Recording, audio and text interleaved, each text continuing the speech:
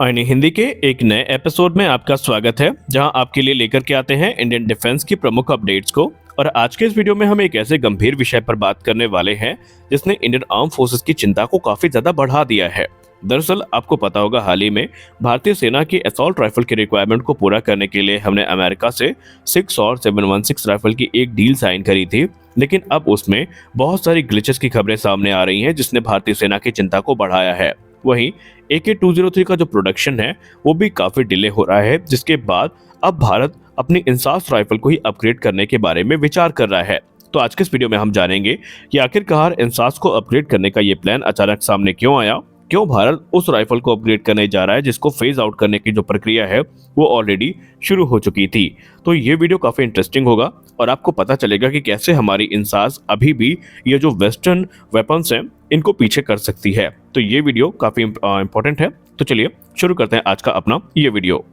दोस्तों, इस बात में कोई संदेह नहीं है कि Indian arm forces globally small arm को यूज करने वाले सबसे बड़े यूजर्स में गिनी जाती हैं और अभी तकरीबन 20 लाख जो वेपन्स हैं ये करंटली यूज में हैं। हालांकि भारत अभी तक अपनी इन रिक्वायरमेंट को पूरा करने के लिए अधिकतर इंपोर्ट पे ही केंद्रित रहा था, क्योंकि इंपोर्ट ऑप्शन काफ़ी कॉस्ट इफेक्टिव भी होते हैं और इसमें जो वेपन है ये बहुत जल्द मिल भी जाते हैं। अब ऐसा नहीं है कि भारत के पास ये कैपेबिलिटी नहीं है कि भारत स्वदेशी तौर पर इस प्रकार के जो असॉल्ट राइफल्स हैं इनको डिज़ाइन कर सके या प्रोड्यूस कर सके, लेकिन अभी तक जिस चीज़ की कमी हमें देखने को मिली थी वो था लैक ऑफ इंटेंट। जी हाँ, अभी तक सेल्फ रिलायंस को इतनी गंभीरता के साथ नहीं लिया गया था और शायद यही कारण है कि भारत में इस प्रकार की जो राइफल्स हैं वो काफ़ी कम हमें बनती दिखाई पड़ी। वहीं दूसरी तरफ जो इंपोर्ट का ऑप्शन होता है ये हमेशा एक आसान ऑप्शन होता है। इससे अच्छा कई देश ये सोचते हैं कि हम स्वदेशी तौर पर अपने यहाँ जो इंडस्ट्रीज़ हैं उनमें पैसे इन्वेस्ट करें, जिसमें बहुत सारी इन्वेस्टमेंट होती है, बहुत सारी टेक्नोलॉजीज़ को विकसित करना पड़ता है। तो वो ये सोचते हैं क्यों ना जो इम्पोर्टेड ऑप्शंस हैं उस पर ही हम अपना ध्यान केंद्रित रखें, और शायद भारत ने भी अभी तक यही किया था। लेकिन अब भारत अपनी इस छवि को बदल रहा है, क्योंकि भारत का जो ध्यान है अब वो इंडिजिनस असॉल्ट राइफल्स की तरफ केंद्रित हो चुका है। लेकिन आज सबसे बड़ा सवाल ये है कि जब इस क्षेत्र में सोचना ही है तो इंसास को अपग्रेड करने के बारे में विचार क्यों किया जा रहा है। क्या 6 और जो हमने खरीदी है वो राइफल हमारे लिए एक गलत चॉइस थी? आइए पहले इस पर हम बात करते हैं। भारत सरकार ने भारतीय थल सेना की short term assault rifle requirement को पूरा करने के लिए 72,400 की संख्या में 6716 राइफल की जो डील है वो साइन करी थी। इसमें से 66,400 की संख्या में जो राइफल्स हैं ये भारतीय थल सेना के लिए थी, 4,000 की संख्या में जो राइफल्स हैं ये भारतीय वायुसेना के लिए थी और 2,000 की संख्या में जो राइफल्स हैं ये भारतीय नौसेना के लिए ली गई। 6 और एक 7.62 × 51 mm कैलिबर की असॉल्ट राइफल है। ये कैलिबर यूजुअली हमें भारतीय थल सेना के सर्विस में देखने को नहीं मिलता और भारत ने भी 5.56 × 45 mm की कैलिबर की जगह 7.62 × 51 mm की तरफ जाना ठीक समझा, क्योंकि इस कैलिबर की जो असॉल्ट राइफल होती हैं इनकी जो इफेक्टिव रेंज होती है वो भी काफ़ी ज़्यादा होती है, इनकी लेथैलिटी भी काफ़ी ज़्यादा होती है। हाँ, इनका रिक्वायर भी थोड़ा ज़्यादा होता है। अगर आप इंसास से या AK-47 से कंपेयर करेंगे तो इस मामले में जो 6716 है इसकी रेंज भी ज़्यादा है, इसकी लेथैलिटी भी ज़्यादा है। और भारतीय थल सेना की अगर हम बात करें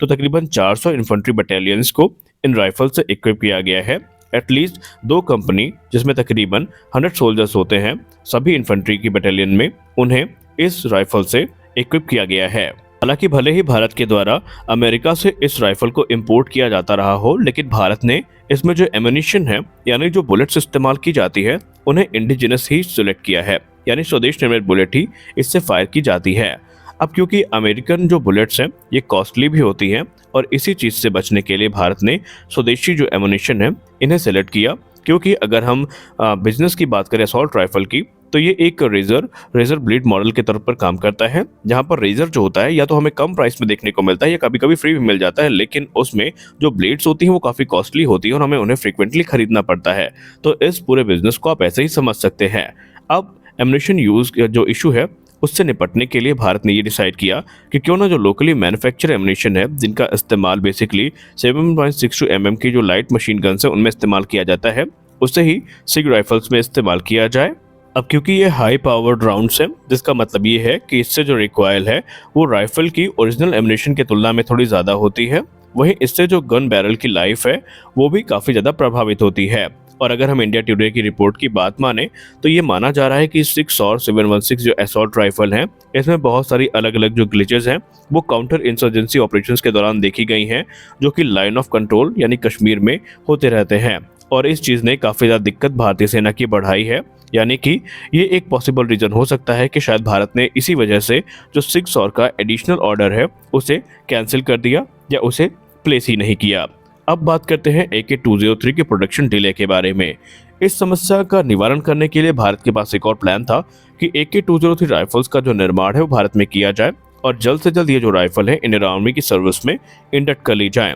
इसमें कोई संदेह नहीं है कि AK-203 जो राइफल हैं ये काफ़ी रोबस्ट असॉल्ट राइफल हैं। ये अपनी कैपेबिलिटी के लिए जानी जाती हैं और इसके लिए बाकायदा भारत में एक जॉइंट वेंचर भी सेट किया गया, जिसे हम Indo Russian rifles private limited यानी IRRPL के नाम से जानते हैं। ये एक जॉइंट वेंचर है जहां पर AK-203 असॉल्ट राइफल का निर्माण किया जा रहा है। मार्च 2023 में minister of state for defence Ajay Bhatt sir ने एक रिटन रिप्लाई में ये बताया राज्यसभा में कि ये जो प्रोडक्शन है राइफल का ये बुरी तरीके से प्रभावित हुआ है और इसके पीछे की वजह है रशिया यूक्रेन का वो युद्ध जो कि काफी लंबे समय से चल रहा है। हालांकि उन्होंने अपनी रिपोर्ट में ये भी कहा था कि जो फैसिलिटीज़ हैं वो इस्टेब्लिश हो चुकी हैं, जो प्रोडक्शन वर्क है वो भी शुरू हो चुका है, लेकिन बाद में मीडिया रिपोर्ट्स में ये खबरें लगातार आती रहीं कि जो प्रोडक्शन है वो काफ़ी स्लो है और उसमें डिले भी फेस करनी पड़ सकती है। और उसके पीछे की जो प्रमुख वजह है वो है रशिया यूक्रेन का इस समय चल रहा युद्ध, जिसने इस पूरे काम को काफ़ी स्लो कर दिया है। तो इसी समस्या से अब निपटने के लिए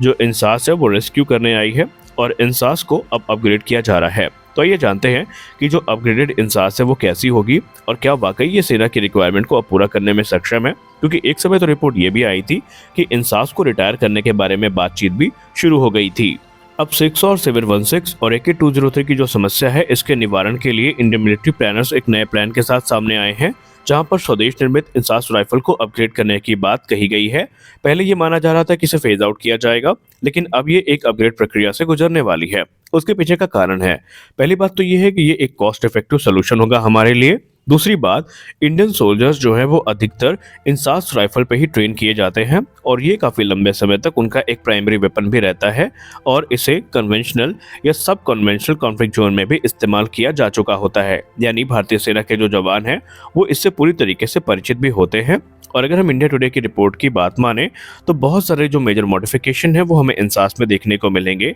जहां पर इसमें एक स्टेडी बट स्टॉक हमें देखने को मिलेगा, जो कि इसका जो सस्टेन फायर है उसको इंश्योर करेगा हर प्रकार की कंडीशन में, इसके रिकॉइल को मिनिमाइज करेगा। वहीं इसके अलावा इसमें हमें पिस्टल ग्रिप, हैंड गार्ड और एक स्लिंग देखने को मिलेगी, जो कि इसके कॉम्बैट इफेक्टिवनेस को काफ़ी ज़्यादा बढ़ाएगी। इन अटैचमेंट्स के अलावा हमें इसमें जो ऑप्टिकल साइट्स हैं वो भी देखने को मिलेंगी और एक लोअर पिकेटनी रेल देखने को मिलेगी, जहां पर जितनी भी ज़रूरी एक्सेसरीज हैं, ग्रिप्स हैं, बाईपॉड्स हैं, वो सारी चीज़ें हमें देखने को यहाँ पर मिलने वाली हैं, जो कि इसकी कॉम्बैट इफेक्टिवनेस को काफ़ी ज़्यादा बढ़ा देंगी। इंसास राइफल के ये जो अपग्रेड है ये बेसिकली एक प्राइवेट फर्म जिसका नाम स्टार एरोस्पेस है उसके द्वारा ऑफर किया गया है और उसके डायरेक्टर जिनका नाम समीर धवन है, उन्होंने अपने एक मीडिया वक्तव्य के दौरान ये कहा था कि अगर आप कोई भी नया वेपन लेते हैं तो उसकी जो कॉस्ट है वो कम से कम 75,000 रुपये के आसपास पड़ती है और ये सारी जो रिक्वायरमेंट एक नया वेपन सिस्टम पूरा कर सकता है अपग्रेड के बाद, हमारी इंसास राइफल भी उसको पूरा कर सकेगी, क्योंकि इसमें स्टेट ऑफ द आर्ट जो कैरेक्टरिस्टिक्स हैं वो ऐड की जा रही हैं,